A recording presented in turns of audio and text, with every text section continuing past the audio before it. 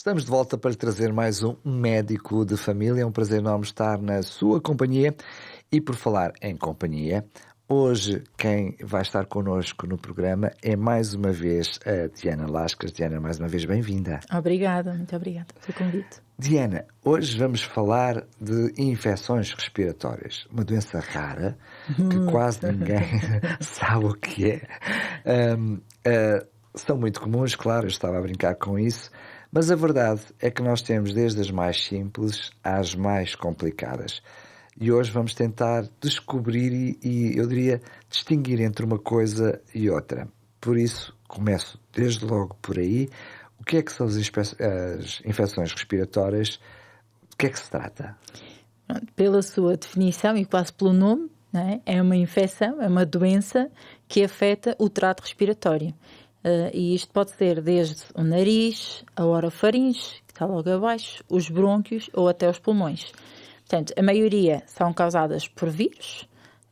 Os vírus têm uma meio de transmissão muito mais fácil e direto, por isso é que a maior parte das infecções são por vírus, mas também pode haver infecções respiratórias causadas por outros agentes, como bactérias, fungos. Agora, o que não causa as infecções respiratórias, as constipações, as gripes, são as correntes de ar. As correntes de ar, o frio, o apanhar muito sol na cabeça. Andar com os pés descalços. Andar descalço no inverno, ficar molhado, apanhar chuva e ficar molhado, isso não causa infecções respiratórias. Não deves ter ouvido os teus pais, de certeza, na tua infância.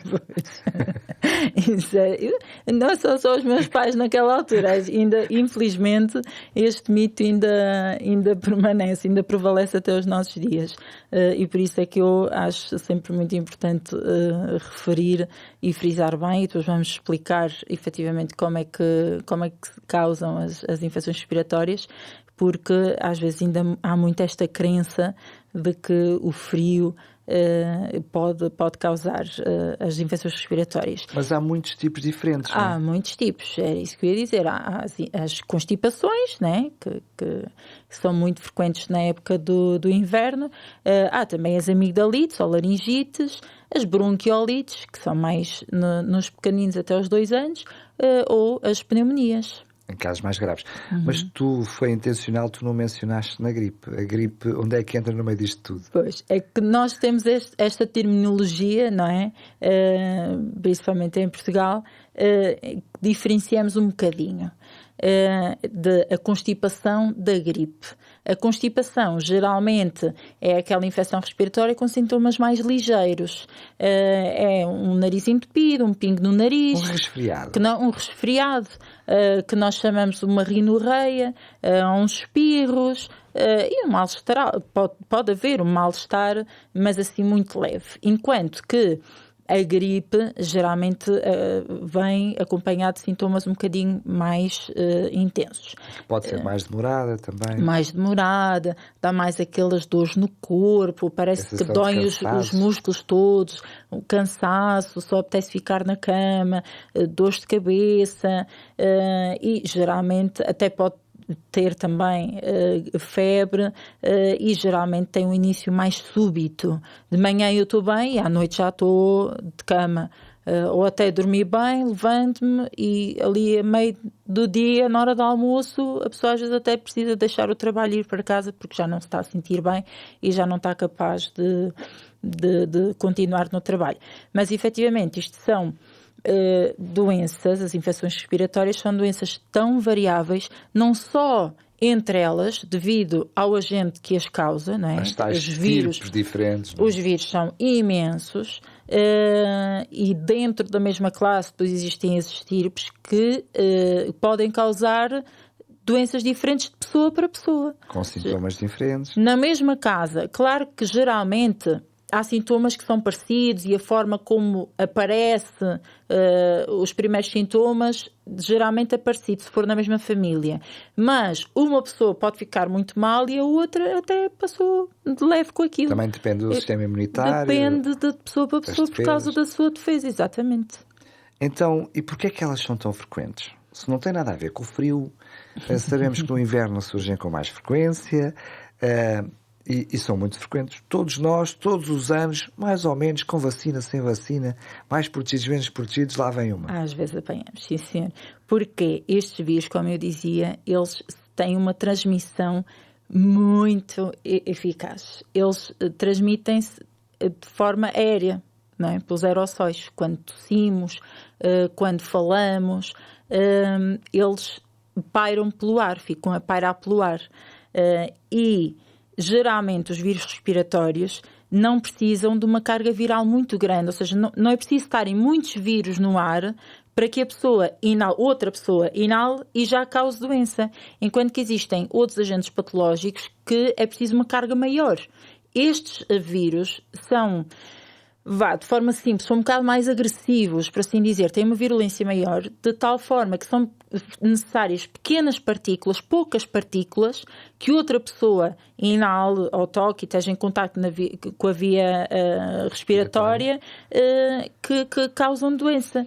Portanto, e outra questão é que estes vírus passam de pessoa para pessoa, mesmo quando o caso zero, não é? A primeira pessoa, a pessoa que está doente, ainda não tem os primeiros sintomas. Que isto é um problema, na altura mais da pandemia do Covid, falou-se muito nisto, não é? Às vezes nós fizemos mestrado nessa altura. Precisamente. Mas isto acontece com todos os vírus, praticamente todos acontece isto, que é, antes da pessoa sequer saber que está doente, já ela está a transmitir às outras pessoas. Por isso é que faz destas infecções também muito frequentes e a capacidade que estes vírus têm de sobreviver durante horas ou até chegam a ser dias no ar ou nas superfícies. E claro, como eles têm este mecanismo de defesa contra o nosso sistema imunitário, porque o nosso sistema imunitário é o nosso organismo de defesa para matar estes agentes patológicos, mas eles também têm mecanismos de defesa e um deles é estar constantemente em mudança. Portanto, qualquer pequena alteração que estes vírus sofram, nós já não os reconhecemos da mesma forma. O nosso sistema imunitário, que é extraordinário, quando está exposto a um vírus pela primeira vez, a resposta é um bocadinho mais prolongada, mas depois ele guarda a memória. E, portanto, da segunda vez que nós estamos expostos àquele vírus, ele vai atuar de forma muito mais rápida e muito mais eficaz, porque já conhece. Fazer. Já te conheço, já sei como eliminar, portanto isto vai ser canja. O pior é que estes vírus respiratórios mudam muito facilmente e rapidamente. Por isso é que, numa segunda exposição, o nosso corpo já não os conhece outra vez. É o mesmo vírus, mas são os tipos diferentes. Às vezes até podemos já ter alguma imunidade para um vírus específico, mas para o outro não. Por isso é que as vacinas são diferentes todos os anos e um composto, não é? Precisamente. E é extremamente importante a vacinação, mas não implica que a pessoa não fique doente. Porquê? A vacina é sempre produzida de acordo com os vírus mais prevalentes do ano anterior. O Instituto Ricardo Jorge, que faz a vigilância da gripe já há muitos anos, diz, no ano de 2024 os mais prevalentes foram este e este. Então, para 2025 é produzida uma vacina com aquelas estirpes. Mas no ano de 2025, um daqueles vírus ou outro qualquer sofreu uma mutação, tornou-se muito mais agressivo e passa a estar em circulação. Portanto, não invalida de que a pessoa que está vacinada não fique doente. Ela pode ficar doente na mesma, porque os vírus são muitos e estão constantemente em mudança. Por isso é que pode sempre acontecer e isso não inviabiliza a importância que têm as vacinas, que pelo menos protegem contra aquelas estirpes que nós já sabemos que estão em circulação ou que poderão estar em circulação e que levam a doença grave, né? Geralmente a vacina inclui essas estirpes que geralmente levam a doença mais grave. Mas seja desculpa ter interrompido, seja como for, pode não evitar, não nos torna imunes a ficarmos doentes, mas mesmo assim muitas vezes pode fazer com que os sintomas e o efeito da doença não tenham efeitos tão graves, não é? Precisamente porque causa esta questão da memória, não é? Porque mesmo que o vírus tem uma virulência muito, muito grande, seja muito grave e que vai causar doença na mesma, nós já temos aquela memória. Portanto, o nosso sistema imunitário já vai estar preparado e já vai saber como eliminar mais facilmente aquele vírus, mesmo que ele, de uma forma ou outra, alguns escapem e deem alguns sintomas na mesma. Mas isso, pronto, não há como o corpo ser completamente perfeito, não é? O nosso sistema imunitário faz os possíveis e nós nem temos a noção da quantidade de agentes patológicos o nosso corpo elimina diariamente. Mas, como eu dizia, porque é que estas infecções também são muito frequentes? Não só por estas características de que o vírus tem, não é? As próprias características do vírus, mas porque geralmente no inverno, em ambientes fechados, várias pessoas numa sala, uma delas já tem o vírus e não sabe, ainda não tem sintomas, e espirrou e tossiu e falou muito próximo de nós. Em salas fechadas acontece que o vírus transmite-se. Por isso é que, geralmente, no inverno, estes vírus, não só por serem muito agressivos, mas são muito contagiosos pelas nossas próprias escolhas e necessidade de estarmos em ambientes climatizados e fechados para estarmos confortáveis.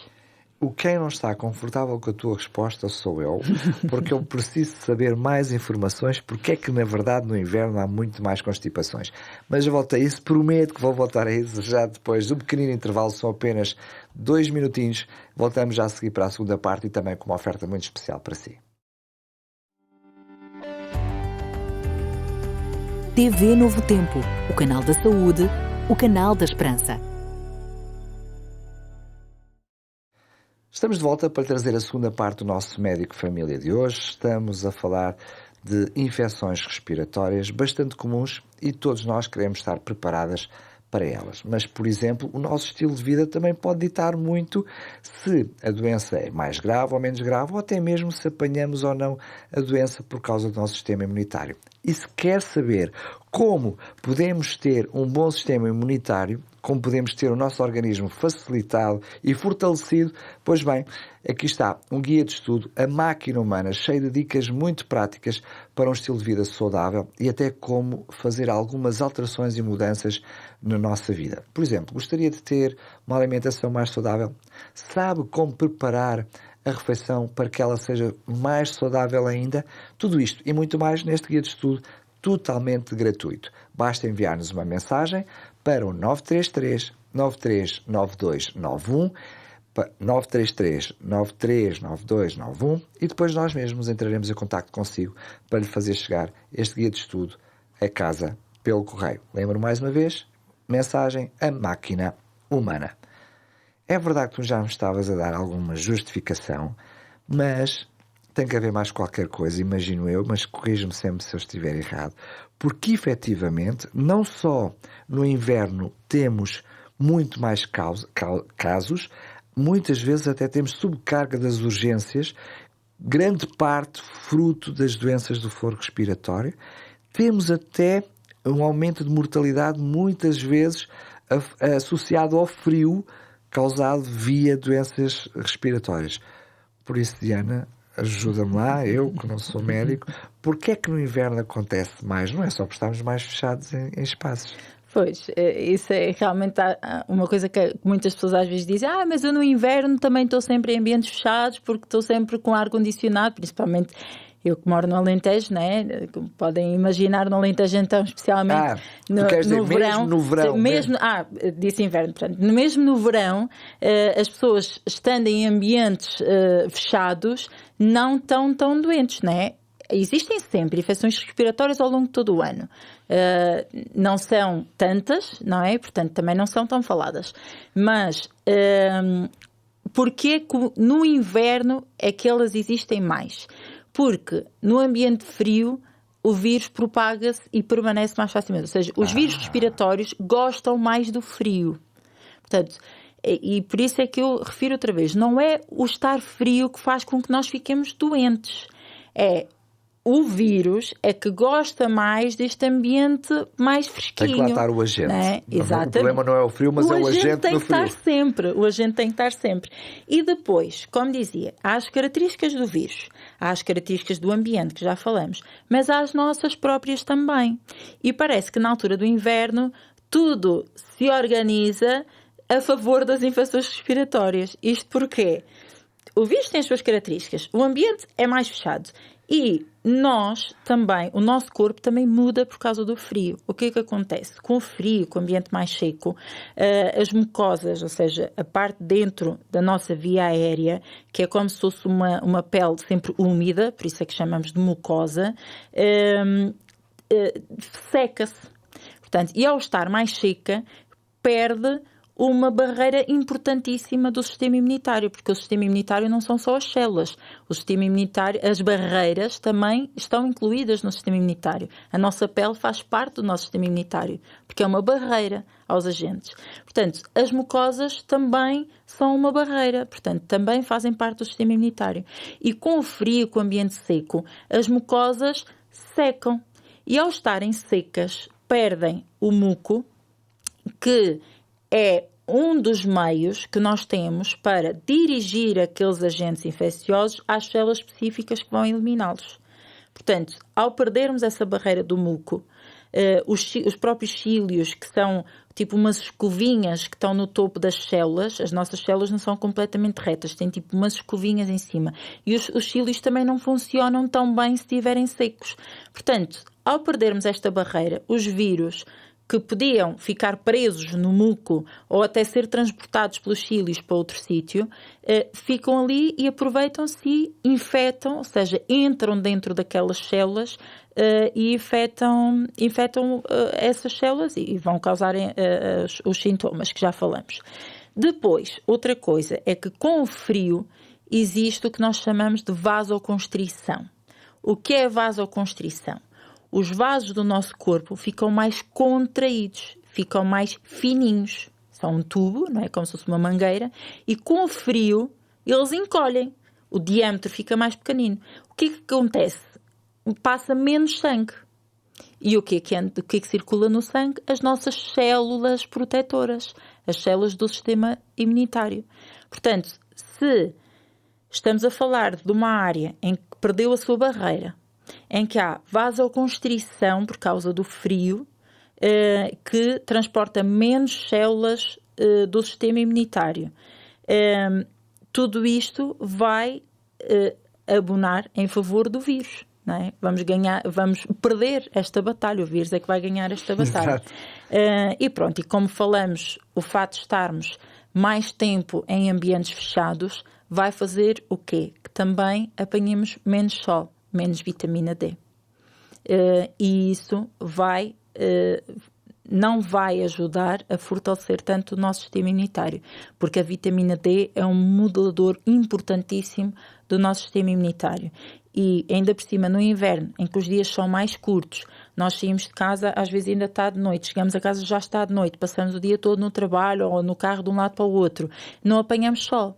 Portanto, o frio aqui, o frio do inverno vai atuar mais como um facilitador dos vírus, ou seja, vai ajudar os vírus a aproveitarem-se do nosso sistema, que por si, pelo frio também, vai estar um bocadinho mais vulnerável a estas infecções. Então, há que cuidar precisamente também do ambiente onde nós estamos. Então, a que sinais é que devemos estar alertas? Ou seja, como muitas vezes já estamos doentes e não sabemos, estamos assintomáticos, mas por outro lado, há alguns sinais que deveríamos estar atentos. O que é que nos podes dizer sobre isso? Como nós falamos, o mais frequente são mesmo as constipações ou as gripes, né? Não estou a falar, por exemplo, das pneumonias. Nós em casa podemos e devemos, quando são sintomas suportáveis, devemos tentar resolver a situação em casa e não recorrer logo aos serviços de saúde, não é? Porque muitas vezes, e as pessoas que já recorreram aos serviços de saúde no período de inverno, sabem que muitas vezes estão lá horas e horas e horas à espera para depois não se fazer assim nada de muito extraordinário. Ou então ainda trazer mais outra peça diferente. Ou ainda ser pior. Portanto, o ideal é que nós nos resguardemos, que possamos manter-nos hidratados, beber muita água, descansar, ter uma alimentação boa, rica em nutrientes, em minerais. Se a pessoa perdeu um bocadinho o apetite, porque às vezes uma gripe assim um bocadinho mais agressiva, a pessoa até pode perder o apetite.